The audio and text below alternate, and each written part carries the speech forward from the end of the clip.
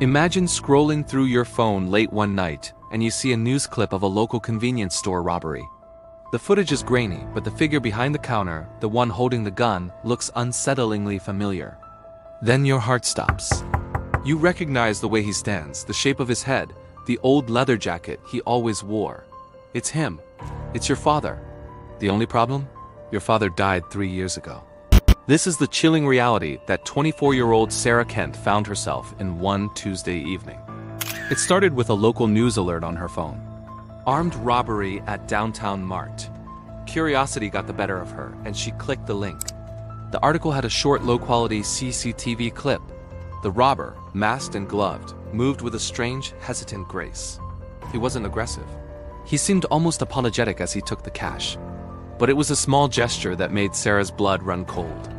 As the robber turned to leave, he adjusted his mask with a specific flick of his wrist, a nervous habit she'd seen 1,000 times. A habit that belonged to her father, Michael Kent. Sarah replayed the video, again and again. She zoomed in, trying to get a clearer look at the man's eyes, the only part of his face visible. They were her father's eyes. The same deep-set, weary eyes she remembered from her childhood. She felt a wave of nausea. This was impossible. She had been at his funeral. She had held her mother's hand as they lowered his casket into the ground. Michael Kent was dead. The official cause was a sudden heart attack. He was 52. Her first instinct was denial. It's a coincidence. Someone who just happens to look and move like him. People have doppelgangers, right? She tried to dismiss it, to close the app and go to sleep. But the image was burned into her mind. The jacket, the posture, the eyes. It was an uncanny resemblance that went far beyond coincidence. Doubt began to creep in, a cold, insidious vine wrapping around her heart. What if she was wrong about his death? What if everyone was? The next morning, Sarah called in sick to work. She couldn't focus on anything else. Her mind was a whirlwind of questions. She pulled out an old photo album, her hands trembling as she flipped through the pages. There he was, Michael Kent, smiling at a family barbecue, wearing that same worn leather jacket.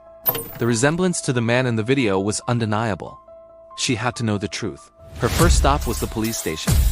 She felt foolish walking in, a crazy woman clutching her phone, but she had to try. She explained her story to a tired-looking detective named Miller. At first, he was skeptical, almost dismissive. "Ma'am, grief can play tricks on the mind," he said gently. "It's common to see familiar faces in strangers," but Sarah was persistent. She showed him the videos side by side with photos of her father. She pointed out the unique mannerisms, the specific details. Something in her conviction must have registered with him. He sighed, running a hand over his face. "Okay," he said. "Let me look into it. But don't get your hopes up." Leaving the station, Sarah felt a sliver of hope, but also a growing dread. If her father was alive, why did he fake his death? Why would he abandon his family? And why, after all this time, would he resurface as a common criminal? It didn't make any sense. Her father had been a simple man, a librarian. He was quiet, kind, and wouldn't hurt a fly. The idea of him holding a gun was absurd. Days turned into a week with no word from Detective Miller. The suspense was eating Sarah alive. She started her own investigation, digging into her father's past. She spoke to old friends, former colleagues, anyone who might know something. Most remembered him as a loving family man with no secrets. But one old friend, a man named George, hesitated when she asked about her father's final months. He was stressed, George admitted. He mentioned he owed some people money. Serious people. This was a bombshell. Her father had never mentioned any financial trouble. He and her mother had lived a modest but comfortable life. Who could he have owed money to?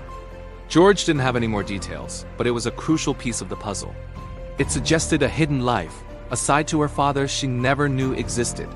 The man who read her bedtime stories and taught her to ride a bike might have been involved in something dangerous. Finally, Detective Miller called. "You need to come down to the station," he said, his voice grim. "We need to talk." Sarah's heart pounded in her chest as she drove to the station. Miller led her to a small, windowless interrogation room. On the table was a file. He opened it, revealing a photograph. It was her father, a mugshot. Michael Kent, Miller began, wasn't just a librarian. He had a gambling problem, a bad one. He owed a significant amount of money to a loan shark named Vincent Gallo. Miller explained that years ago, her father had gotten in way over his head. To protect his family from Gallo, he had worked with the police to fake his own death and enter the witness protection program. He was given a new identity and relocated to a small town hundreds of miles away. The heart attack was a lie, a cover story to make his disappearance believable. Sarah stared at the detective, speechless. Her entire life, her entire memory of her father's death, was a carefully constructed fabrication.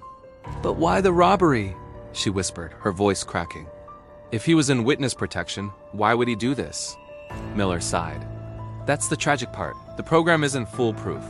We believe Gallo found him. The robbery wasn't for money. The clerk at the store? He was one of Gallo's men. We think your father was being blackmailed, forced to commit the crime to send a message, or perhaps as a down payment on an old debt. The man in the video wasn't a willing criminal. He was a trapped man, his past finally catching up to him. The police had already apprehended her father, whose new name was Mark Turner. He was being held in protective custody. He didn't want you to know," Miller said softly. "He did all this to keep you and your mother safe. He loved you more than anything." The news was overwhelming. Her father was alive. He wasn't a monster, but a man who had made a desperate choice to protect his family. He had sacrificed his own life, his own identity, for them. Sarah was allowed to see him. It was a surreal reunion, separated by a pane of glass in a secure facility. He looked older, more worn than she remembered.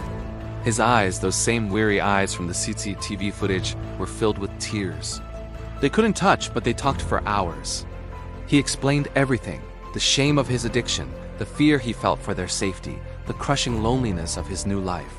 He never stopped loving them, he said.